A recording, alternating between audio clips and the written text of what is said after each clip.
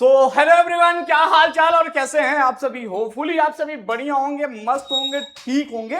और आपके मन में अब सवालों का दौर शुरू हो रहा है कि भैया बीबीए का रिजल्ट आउट हो गया और बीबीए में कितना नंबर लाया है तो मेन कैंपस के अंदर सिलेक्शन होगा और कितने नंबर पे सिलेक्शन नहीं होगा।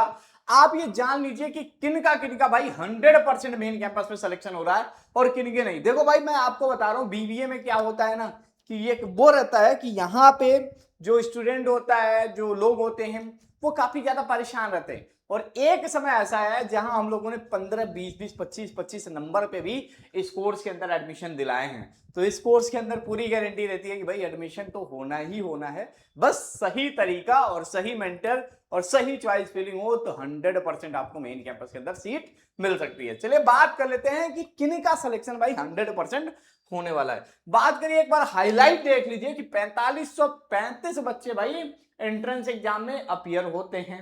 ठीक है, 525 सीट मेन कैंपस के अंदर है, 168 हाईएस्ट रैंक गया है। टोटल एंट्रेंस एग्जाम जो था 200 मार्क्स का हुआ था। अब इसमें जो सीट मैट्रिक्स है, 375 जो सीट है वो बीबीए एनईपी की है, बिजनेस एनालिटिक्स की 75 सीट है और बीबीए टूरिज्म और हॉस्पिटलिटी मैनेजमेंट की टोटल 75 सीट है। तो टोटल 525 सीट हुआ। ठीक है, अब अलॉटमेंट जो होगा वो काउंसलिंग पोर्टल पे होगा। अब कोई ये कहे कि भैया मेरा ऐसा रैंक है वैसा रैंक है इस तरीके से है, तो लोग कहेंगे कि भाई कैसे बता रहे हो आप। तो आपको परेशान होने की जरूरत नहीं है। देखो ये कट ऑफ जो है, अब मास्टर लोग बड़े बड़े वादे करते हैं, इधर उधर के लोग बहुत बता देते हैं, कट ऑफ बता देते हैं, ये होगा वो होगा ऐसा होगा। भाई जितने लोग यहां से इस काउंसलिंग पोर्टल, अभी बीबीए के लिए काउंसलिंग पोर्टल ओपन नहीं है, जैसे ओपन होगा मैं अपने सभी ग्रुप में इन्फॉर्म कर दूंगा या शॉर्ट्स बना के बता दूंगा। यूजी नोटिस, अभी नोटिस इन्होंने जारी नहीं करा है, कोई बात नहीं। तो जिन बच्चे जो भी एलिजिबल हैं, जो भी बच्चा यहाँ पे UG click here for choice filling, जो बच्चा ये चॉइस फिलिंग करेगा उसी को भाई सीट मेन कैंपस, मतलब सीट मेन कैंपस या अपडेटेड कॉलेज के अंदर मिलती है। ठीक है, ये तो कंफर्म रहता है। तो काउंसलिंग पर डिपेंड करता है कि कितने बच्चे चॉइस फिलिंग। अब ये नहीं किया है 120 लाओगे तो हो जाएगा, ऐसा कुछ नहीं है। जब तक आप चॉइस फिलिंग नहीं करोगे तब तक आपको एडमिशन नहीं मिलेगी। तो ये आपके हाईलाइट रहे। अब किनका सिलेक्शन भाई मेन कैंपस के अंदर हो रहा है, कौन कौन से ऐसे बच्चे हैं जिनका सिलेक्शन भाई मेन कैंपस के अंदर हो रहा है। देखिए, ऐसे बच्चे जिनका जनरल कैटेगरी में 210 रैंक तक है, उनका एडमिशन मेन कैंपस के अंदर होने के चांसेस हैं 100%। लेकिन वो सही तरीके से काउंसलिंग करेंगे तब। ठीक है, अब ये नहीं कि ये कर दिया वो कर दिया वो कर दिया, ऐसा नहीं। ओबीसी में 142 रैंक तक सिलेक्शन होगा, एससी कैटेगरी में 110 रैंक तक सिलेक्शन होगा, एसटी में 10 रैंक तक सिलेक्शन होगा, ईडब्ल्यूएस में 53 रैंक तक सिलेक्शन होना पॉसिबल है यहाँ पे। तो अगर आपका रैंक कहीं इस कैटेगरी के अंदर आता है, सही तरीके से आपने चॉइस फिलिंग करा, तो आपको की एक सीट मेन कैंपस के अंदर होनी है। कट ऑफ देखिए, जैसा मैं पहले से कहता चला जाए कि भैया कम से कम 110 120 लाओगे तो सिलेक्शन। तो जनरल कैटेगरी में 124 का कट ऑफ गया है, ओबीसी में 110 का कट ऑफ गया है, एससी में 88 का कट ऑफ गया है, एसटी में 88 का कट आ गया है, और ईडब्ल्यूएस का भाई इन्होंने कहा भैया डेटा भी अवेलेबल नहीं हो पाया है जिसकी वजह से नहीं होता है। ये भाई एस्टिमेटेड कट ऑफ है, ये कोई ऑफिशियल द्वारा जारी किया हुआ नहीं है, लेकिन जो भी मैंने एनालिसिस करा है वो काफी ढंग से करता हूं। ठीक है, official cut off university declare नहीं करती है, seat matrix college wise vacancy वो चॉइस फिलिंग के पोर्टल पे डिपेंड करता है कि मतलब आपने चॉइस फिलिंग करा तभी मिलेगा। ठीक है, डिक्लेयर मेरिट आप यहां से चेक कर सकते हैं, एलयू अपडेट पर हर राउंड की काउंसलिंग की अपडेट आपको मिल सकता है। अब आपके अंदर एक कंफ्यूजन है कि भैया क्या मेरे को काउंसलिंग कैसे करनी है, सीट कैसे मिलेगा, इसको लेके डाउट है ना आपके अंदर।